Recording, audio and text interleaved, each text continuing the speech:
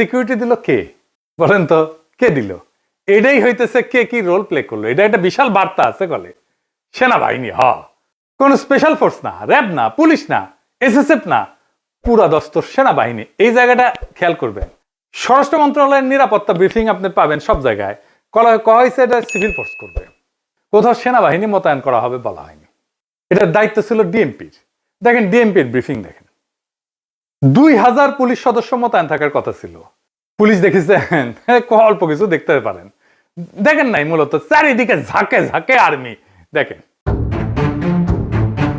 বাংলাদেশে কেউ কখনো এরকম নজিরবিহীন নিরাপত্তা পায় নাই, বাংলাদেশের ইতিহাসে পায় নাই, কোন রাষ্ট্রপ্রধান পায় নাই।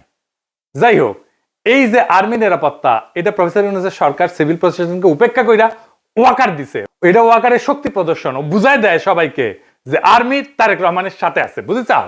এটা হইতেছে message, hidden message. Tarique Rahman বাংলাদেশের নেক্সট প্রাইম মিনিস্টার হওয়া কন্টেন্ডার, সন্দেহ নাই। হইতে পারবে কিনা সেটা সন্দেহ আছে। তো ওই তো একাই কন্টেন্ডার না, তাই না? ওনার দলের কাছাকাছি সাংগঠনিক শক্তি নিয়ে প্রতিদ্বন্দ্বী রাজনৈতিক জোট দাঁড়াইতেছে। এমন একটা ভাব তৈরি করা হইতেছে তারেক রহমান না থাকলে বাংলাদেশ উচ্ছন্নে যাবে, উনিই পারবেন বাংলাদেশকে পথে আনতে।